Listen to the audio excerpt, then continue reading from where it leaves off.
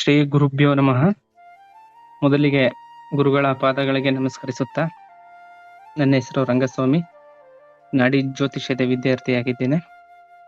ಜಾತಕ ವಿಶ್ಲೇಷಣೆ ಯಾವ ರೀತಿ ಮಾಡಬೇಕು, ಹೆಂಗೆ ಮಾಡಬೇಕು ಎಂಬುದನ್ನ ತಿಳಿಯೋಣ. ಜಾತಕ ವಿಶ್ಲೇಷಣೆಯನ್ನು ಈ ಒಂದು ಜಾತಕದ ಮೂಲಕ ತಿಳಿಯುತ್ತಾ ಬರೋಣ.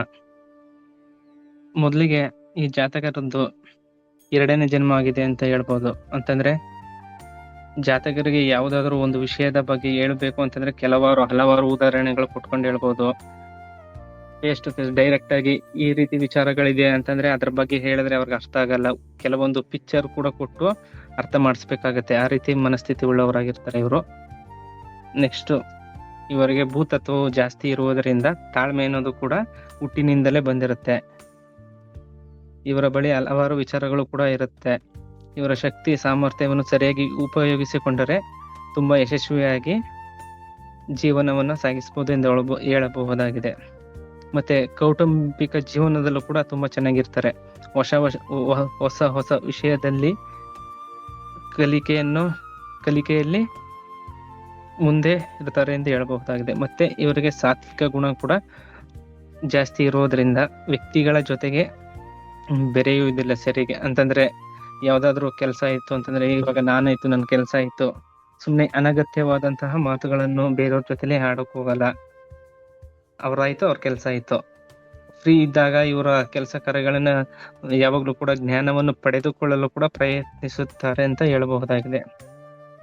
ಕಲಿಕೆಗೆ ಹೆಚ್ಚಿನ ಮಹತ್ವವನ್ನು ನೀಡುತ್ತಾರೆ ಎಂಬುದನ್ನು ತಿಳಿಯಬಹುದು ಈ ಜಾತಕದವರಿಗೆ.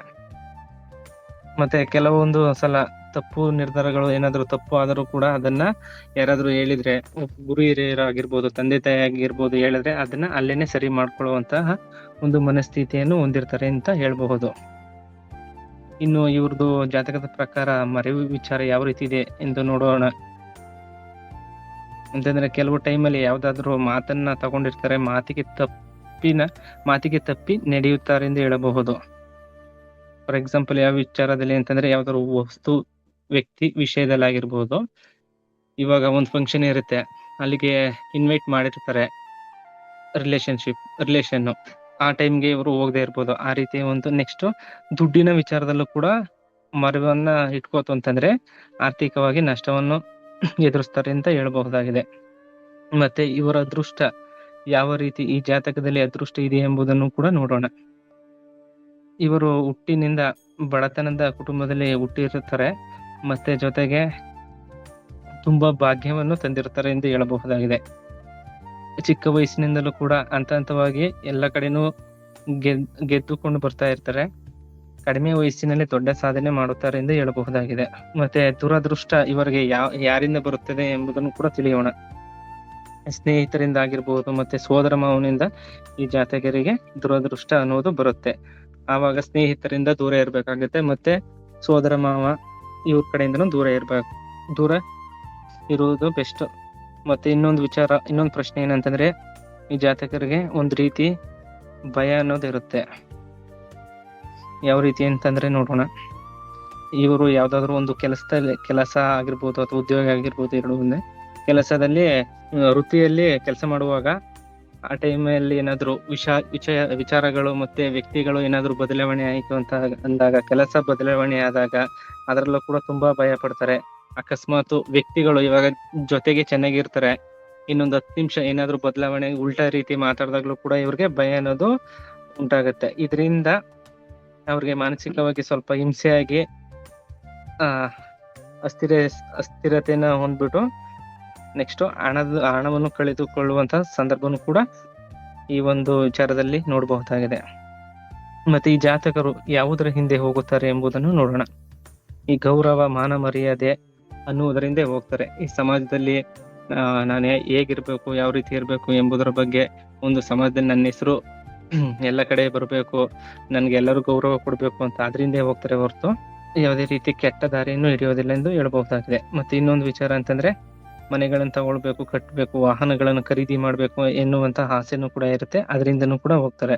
ಮತ್ತೆ ಜನರು ನಮ್ಮನ್ನು ಗುರುತಿಸ್ಬೇಕು, ನಾನು ಹೇಳ್ದಂಗೆ ಕೇಳಬೇಕು ಅನ್ನೋ ಒಂದು ಮನಸ್ಥಿತಿನೂ ಕೂಡ ಈ ಜಾತಕರಿಗೆ ಇರುತ್ತೆ ಎಂದು ಹೇಳಬಹುದು. ಕೆಲವೊಮ್ಮೆ ತಮ್ಮದೇ ಆದಂತಹ ನೀತಿ ನಿಯಮ ಕಾನೂನು ಸೃಷ್ಟಿ ಮಾಡಿಸಿಕೊಂಡು ಇದರಿಂದ ಸಮಸ್ಯೆಯನ್ನು ಎದುರಿಸ್ತಾರೆ. ಯಾವ ರೀತಿ ಅಂತಂದ್ರೆ ಜನರಿಗೆ ಯಾರಾದ್ರೂ ಕಷ್ಟದಲ್ಲಿದ್ದಾಗ ಅವ್ರಿಗೆ ಮನ್ಸ್ ಕರ್ಗೋಗ್ಬಿಡುತ್ತೆ ಈ ಜಾತಕರಿಗೆ. ಕರ್ಗೋಗ್ಬಿಟ್ಟು ಅವರು ಏನಾದ್ರು ಅಕಸ್ಮಾತ್ ದುಡ್ಡು ಕೇಳಿದ್ರೆ ಅದನ್ನು ಕೊಟ್ಬಿಡ್ತಾರೆ. ಇದರಿಂದನೂ ಕೂಡ ಇವರು ಹಣವನ್ನು ಕಳೆದುಕೊಳ್ತಾರೆ ಎಂದು ಹೇಳಬಹುದಾಗಿದೆ. ನೆಕ್ಸ್ಟ್ ಇವರು ವೇಗ ಅಂತಂದ್ರೆ ಜಾತಕರು ವೇಗ ಯಾವ ರೀತಿ ಇರುತ್ತಾರೆ ಅಂತ, ಯಾವುದರಲ್ಲಿ ಬೇಗ ಅಂತಂದ್ರೆ ಇವರು ಹೆಸರು ಕೀರ್ತಿಯನ್ನು ಬೇಗ ಸಂಪಾದನೆ ಮಾಡ್ತಾರೆ ಎಂದು ಹೇಳಬಹುದಾಗಿದೆ. ಚಿಕ್ಕ ವಯಸ್ಸಿಗೆ ಹೆಸರು ಕೀರ್ತಿಯನ್ನು ಸಂಪಾದನೆ ಮಾಡಿ ಇದರ ಜೊತೆಗೆ ಕೂಡ ನಂತರ ಹಣವನ್ನು ಕೂಡ ಹಂತ ಹಂತವಾಗಿ ಬರುತ್ತದೆ ಎಂದು ಹೇಳಬಹುದು. ಮತ್ತೆ ವೃತ್ತಿಯಲ್ಲೂ ಕೂಡ ಇವರು ಮಾಡುವಂತ ಒಂದು ಕೆಲಸದಲ್ಲಿ ಆಗಿರ್ಬೋದು ಹಂತ ಹಂತವಾಗಿ ಬೆಳವಣಿಗೆಯಾಗಿ ನೆಕ್ಸ್ಟ್ ಎಲ್ಲರಿಂದ ಇವರ ಹೆಸರನ್ನು ಗುರುತಿಸಿಕೊಂಡು ಇನ್ನು ಉನ್ನತವಾದ ಮಟ್ಟದಲ್ಲಿ ಬೆಳೆಯುತ್ತಾರೆ ಎಂದು ಹೇಳಬಹುದು. ಮತ್ತೆ ಇವರ ಮನಸ್ಸು ಯಾವ ರೀತಿ ಇದೆ ಅಂತಂದ್ರೆ ಒಂದ್ ರೀತಿ ಸ್ಲೋ ಮೂಡು, ಕೆಲವೊಮ್ಮೆ ನಿಧಾನವಾಗಿ ಅರ್ಥವಾಗುತ್ತದೆ. ಅಂತಂದ್ರೆ ಯಾವ್ದಾದ್ರು ವಿಚಾರಗಳು ತಗೊಂಡ್ರೆ ಅದಕ್ಕೆ ಅರ್ಥ ಮಾಡ್ಕೋಬೇಕು ಅಂತಂದ್ರೆ 5 ನಿಮಿಷ ಅಲ್ಲ, ಒಂದು ಅರ್ಧ ಗಂಟೆ ಟೈಮ್ ಆ ರೀತಿ ಕೇಳ್ತಾರೆ ಇವರು. ಯಾವ್ದನ್ನೇ ಆದ್ರೂ ಕೂಡ ಇವಾಗ ಫಾರ್ ಎಕ್ಸಾಂಪಲ್ ಯಾವ ರೀತಿ ಅಂತಂದ್ರೆ ಒಂದು ವಿಚಾರದ ಬಗ್ಗೆ ಮಾತಾಡ್ತಾ ಇರ್ತೀವಿ ಕಾಮನೆಗೆ ಅಂತಂದ್ರೆ ಇವ್ರಿಗೆ ಅದಕ್ಕೆ ಉದಾಹರಣೆ ಕೊಟ್ಟು ಮತ್ತೆ ಅರ್ಥ ಮಾಡಿಸಿ ಆಮೇಲೆ ಎಲ್ಲರ ಹಂತಕ್ಕೆ ಎಲ್ಲರೂ ಸರಿಸಮನಾಗಿ ಬರ್ತಾರೆ ಅಂತ ಹೇಳ್ಬಹುದು. ಅಭ್ಯಾಸ ಇಲ್ಲದೆ ಪೂರ್ವ ಪ್ರಾಕ್ಟೀಸ್ ಇಲ್ಲದೆ ಯಾವುದೇ ರೀತಿ ಕೆಲಸವನ್ನು ಮಾಡಲು ಇವ್ರಿಗೆ ಬರೋದಿಲ್ಲ. ಮೊದಲನೇ ಪ್ರಿಪೇರ್ ಆಗಿದ್ರೆ ಮಾತ್ರ ಇವರು ಕೆಲಸವನ್ನ ಕಾರ್ಯರೂಪಕ್ಕೆ ತರ್ತಾರೆ ಎಂದು ಹೇಳ್ಬಹುದಾಗಿದೆ. ನೆಕ್ಸ್ಟ್ ಗುಡ್ ಮೂಡ್ ಅಂತಾನೂ ಕೂಡ ಹೇಳ್ಬಹುದಾಗಿದೆ. ಇವರ ಮನಸ್ಥಿತಿ ಯಾವಾಗಲೂ ಕೂಡ ಒಳ್ಳೆಯ ರೀತಿಯಲ್ಲಿ ಇರುತ್ತದೆ ಎಂದು ಹೇಳಬಹುದು. ನೆಕ್ಸ್ಟ್ ಇವರ ಕಮ್ಯುನಿಕೇಶನ್ ಯಾವ ರೀತಿ ಇದೆ ಅಂತಂದ್ರೆ ಒಳ್ಳೆ ಚೆನ್ನಾಗಿರುತ್ತೆ. ಮತ್ತೆ ಇದರಿಂದನೂ ಕೂಡ ಹಂತವಾಗಿ ಹಣವನ್ನು ಸಂಪಾದಿಸುವಂತ ಮನಸ್ಥಿತಿ ಹೊಂದಿರ್ತಾರೆ. ಜೊತೆಗೆ ಇವರು ಸಮಾಜದಲ್ಲಿ ಗುರುತಿಸ್ಕೊಂಡು ಸಮಾಜದ ಪರವಾಗಿ ನಿಲ್ತಾರೆ ಎಂದು ಹೇಳಬಹುದಾಗಿದೆ. ಮತ್ತೆ ಇವ್ರದ್ದು ಅರ್ಧ ಸತ್ಯ, ಈ ಜಾತಕದ ಅರ್ಧ ಸತ್ಯ ಅಂತಂದ್ರೆ ಕೆಲವರು ಹೊರಗಿನ ಜನರು ಇವ್ರು ನೋಡ್ಬಿಟ್ಟು ಸೋಮಾರಿಗಳು, ಇವನಿಂದ ಏನೂ ಆಗಲ್ಲ, ಸುಮ್ನೆ ವೇಸ್ಟ್, ಸುಮ್ನೆ ಇದಾನೆ ಅಂತ ಹೇಳ್ತಾ ಇರ್ತಾರೆ. ಬಟ್ ಆದ್ರೆ ಇವರು ನಿಜವಾಗ್ಲೂ ಕೂಡ ಬುದ್ಧಿವಂತರಾಗಿರ್ತಾರೆ, ಎಲ್ಲಾ ಕೆಲಸದಲ್ಲೂ ಕೂಡ ಇರ್ತಾರೆ, ಎಲ್ಲೂ ಯಾರಿಗೂ ಕೂಡ ತೋರ್ಸ್ಕೊಳಲ್ಲ. ಮತ್ತೆ ಕೆಲವೊಂದು ಸಮಯದಲ್ಲಿ ದುಡ್ಡಿಗಾಗಿ ಏನ್ ಬೇಕಾದ್ರೂ ಕೂಡ ಮಾಡ್ತಾರೆ ಎಂದು ಹೇಳಬಹುದು. ಮತ್ತೆ ಬೇರೆಯವರ ಮನಸ್ಸಿನಲ್ಲಿ ಏನಿದೆ ಎಂಬುದನ್ನು ಕೂಡ ಕಂಡುಹಿಡಿಯುವಂತಹ ಒಂದು ಶಕ್ತಿಯನ್ನು ಪಡೆದುಕೊಂಡು ಬಂದಿರ್ತಾರೆ ಎಂದು ಹೇಳಬಹುದು. ಇದರಿಂದ ಹಣವನ್ನು ಕೂಡ ಸಂಪಾದನೆ ಮಾಡ್ತಾರೆ. ಮತ್ತೆ ಇವ್ರ ಮನಸ್ಸು ಯಾವಾಗ್ಲೂ ಕೂಡ ಫ್ಯೂಚರ್ ಬಗ್ಗೆನೇ ಯೋಚನೆ ಮಾಡ್ತಾ ಇರುತ್ತೆ. ಮುಂದೆ ನಾನು ಚೆನ್ನಾಗಿರ್ಬೇಕು, ಮತ್ತೆ ಮನೆ ತಗೋಬೇಕು, ವಾಹನಗಳು ಖರೀದಿ ಮಾಡ್ಬೇಕು, ಅದ್ರ ಬಗ್ಗೆನೇ ಇರುತ್ತೆ. ಹಿಂದೆ ಹಾಗೆ ಹೋಗಿರೋದ್ರ ಬಗ್ಗೆ ಯೋಚನೆ ಜಾಸ್ತಿ ಮಾಡೋಕ್ಕೋಗಲ್ಲ.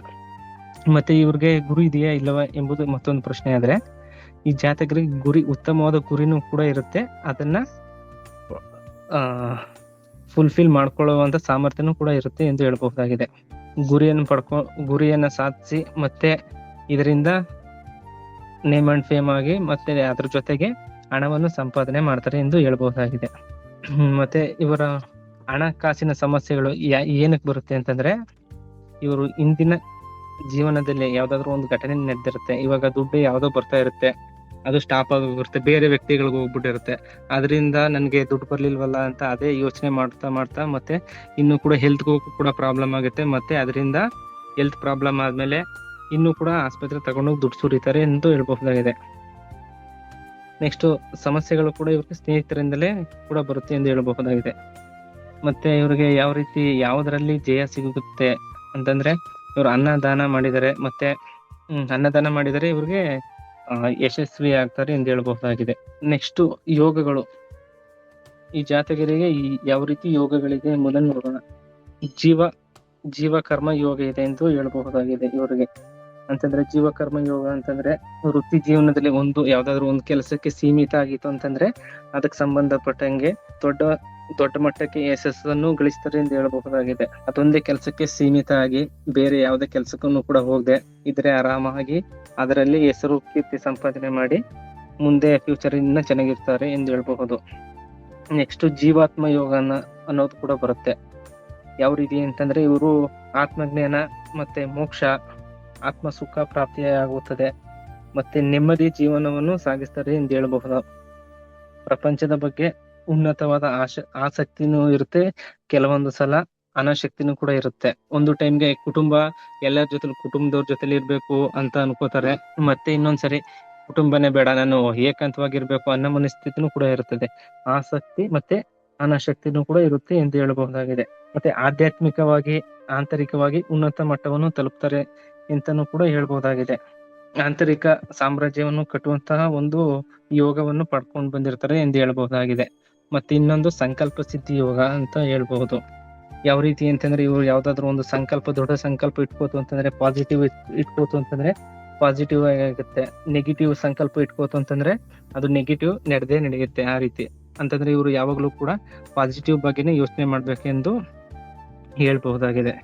ನೆಗೆಟಿವ್ ಮಾಡ್ತು ಅಂತಂದ್ರೆ ಅದಾದಾಗ ನೆಕ್ಸ್ಟ್ ಅದರಿಂದ ಸಮಸ್ಯೆಗಳೇ ಜಾಸ್ತಿ ಆಗುತ್ತೆ ಅಂತ ಹೇಳ್ಬಹುದು. ನೆಕ್ಸ್ಟ್ ಇನ್ನೊಂದು ಯೋಗ ಅಂತಂದ್ರೆ ಬಹು ವಿದ್ಯಾ ಯೋಗ ಈ ಜಾತಕರಿಗೆ ಇದೆ. ಅಂತಂದ್ರೆ ಪ್ರತಿಯೊಂದು ವಿದ್ಯೆಗಳನ್ನು ಕಲಿಬೇಕು, ಇನ್ನು ಚಿಕ್ಕ ವಯಸ್ಸಿಗೆ ಎಲ್ಲ ವಿದ್ಯೆಗಳನ್ನು ಕಲ್ತ್ಕೊಂಡು ಯಾರಿಂದನೂ ಕೂಡ ಯಾರ ಹತ್ರನೂ ಹೋಗದೇನೆ ಎಲ್ಲ ನನ್ನ ಹತ್ರನೇ ಇರ್ಬೇಕು ಅನ್ನೋಂತಹ ಒಂದು ಮನಸ್ಥಿತಿ ಇರುತ್ತೆ. ಈ ಧರ್ಮ ಕರ್ಮ ಯೋಗ ಅಂತಂದ್ರೆ ಇವರು ಹುಟ್ಟಿನಿಂದಲೇ ಅಂತಂದ್ರೆ ದೇವರನ್ನೇ ರೆಡಿ ಮಾಡಿ ಕೊಟ್ಟಿ ಕಳಿಸಿದ್ದಾರೆ ಈ ಜಾತಕರಿಗೆ ಅಂತ ಹೇಳ್ಬಹುದಾಗಿದೆ.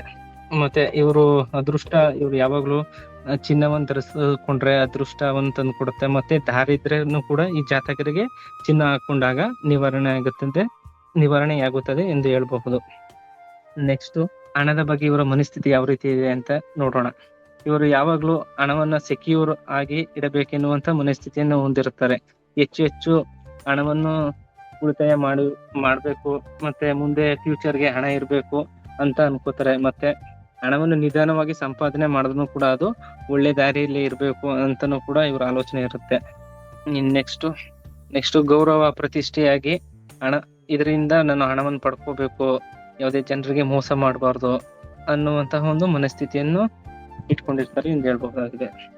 ನೆಕ್ಸ್ಟ್ ಗೋಚಾರ ವಿಚಾರಕ್ಕೆ ಬಂದರೆ ನೆಕ್ಸ್ಟ್ ಇವರಿಗೆ ಮುಂದಿನ ವರ್ಷ ಅಂತಂದ್ರೆ ಇವಾಗ ಪ್ರಸ್ತುತದಲ್ಲಿ ಸ್ನೇಹಿತರಿಂದ ತುಂಬಾ ಮೋಸ ಆಗಿರುತ್ತೆ ಎಂದು ಹೇಳ್ಬಹುದು. ನೆಕ್ಸ್ಟ್ ಡಿಸೆಂಬರ್ 6ರಿಂದ ಇವ್ರಿಗೆ ಹಣಕಾಸಿನಲ್ಲಿ ಮತ್ತೆ ಮೋಸ ಆಗುತ್ತೆ. ಮತ್ತೆ ಯಾವ್ದಾದ್ರು ಬಿಸ್ನೆಸ್ ಮಾಡಿದ್ರು ಕೂಡ ಅದಕ್ಕೆ ಸರಿಯಾದ ಆದಾಯ ಕೂಡ 1.5 ವರ್ಷ ಸಿಗಲ್ಲ ಅಂತ ಹೇಳ್ಬಹುದಾಗಿದೆ. ಆ ಟೈಮಲ್ಲಿ ಇವರು ಯಾವುದೇ ರೀತಿ ಬಿಸ್ನೆಸ್ ಮತ್ತೆ ಇನ್ವೆಸ್ಟ್ಮೆಂಟ್ ಮಾಡಕ್ಕೆ ಹೋಗ್ಬಾರ್ದು. ಸುಮ್ನೆ ಗೊತ್ತಿದ್ರೆ ಗೊತ್ತಾಗಿದೆ ಈ ರೀತಿ ಇನ್ನೊಂದು ಡಿಸೆಂಬರ್ 6ರಿಂದ ಚೇಂಜಸ್ ಆಗುತ್ತೆ. ಅದರಿಂದ ಯಾವುದೇ ರೀತಿ ಮೊದಲೇ ತಿಳಿದಿರೋದ್ರಿಂದ ಅದಕ್ಕೆ ಹೋಗ್ಬಾರ್ದು. ಅಂತಂದ್ರೆ ಆದಾಯನ ಇನ್ವೆಸ್ಟ್ ಮಾಡಕ್ ಹೋಗ್ಬಾರ್ದು ಇದನ್ನು. ಅಂದ್ರೆ ನೆಕ್ಸ್ಟ್ ಇನ್ನು ಹೂಡಿಕೆ ಮಾಡಿದ್ರು ಕೂಡ ಅದೆಲ್ಲ ನಿಧಾನವಾಗಿ ಗ್ರೋತ್ ಇರುತ್ತೆ ಎಂದು ಹೇಳ್ಬಹುದಾಗಿದೆ ಈ ಜಾತಕರಿಗೆ ಗೋಚಾರದಲ್ಲಿ.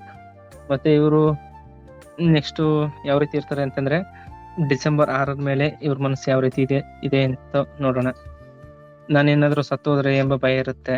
ಮತ್ತೆ ಆ ಟೈಮಲ್ಲಿ 1.5 ವರ್ಷ ಇವ್ರಿಗೆ ಮಂಕು ಕವಿದಂತೆ ಇರುತ್ತೆ. ಇದನ್ನ ತಿಳಿಸಿ ಜಾತಕರಿಗೆ ಅರ್ಥ ಮಾಡಿಸಿ ಹೇಳ್ಬೇಕಾಗುತ್ತೆ. ಅಂತಂದ್ರೆ ಇದು ಕರ್ಮ ಆಗಿರುತ್ತೆ ಹೊರತು ಜಾತಕರ ತಪ್ಪೇನಿಲ್ಲ, ಇದು ಪೂರ್ವ ನಿರ್ಧಾರಿತ ಕರ್ಮ ಆಗಿರುತ್ತೆ. ಮತ್ತೆ ನೆಕ್ಸ್ಟ್ ಮುಂದಿನ ವರ್ಷ ಇವ್ರಿಗೆ ಜೂನ್ ತಿಂಗಳಲ್ಲಿ ಹಣದ ಅಭಾವ ಉಂಟಾಗುತ್ತೆ. ಅಂತಂದ್ರೆ ನೆಕ್ಸ್ಟ್ ಹೊಸ ಆದಾಯವನ್ನು, ಹೊಸ ಕೆಲಸವನ್ನು, ಹೊಸ ಒಂದು ವೃತ್ತಿಯನ್ನು ಹುಡ್ಕೊಂಡ್ರೆ ಆದಾಯದ ಮೂಲವನ್ನು ಹೊಸದಾಗಿ ಹುಡುಕಿಕೊಳ್ಳಬೇಕಾಗತ್ತೆ ಎಂದು ಹೇಳ್ಬೇಕಾಗಿದೆ. ನೆಕ್ಸ್ಟ್ ಕರ್ಮಯೋಗ ಅನ್ನೋದು ಕೂಡ ಇವ್ರಿಗೆ ನೆಕ್ಸ್ಟ್ ಮುಂದಿನ ವರ್ಷದಲ್ಲಿ ಅನ್ವಯ ಆಗುತ್ತೆ. ಅಂತಂದ್ರೆ ಆ ಟೈಮಲ್ಲಿ ಇವ್ರಿಗೆ ಸಮಾಜ ಅಥವಾ ಪರಿಸರದಲ್ಲಿರುವಂತಹ ವ್ಯಕ್ತಿಗಳು ಇವ್ರಿಗೆ ಸರೌಂಡಿಂಗ್ ಆಗಿರ್ಬೋದು ಯಾವುದೇ ರೀತಿ ಸಹಾಯ ಮಾಡಲ್ಲ.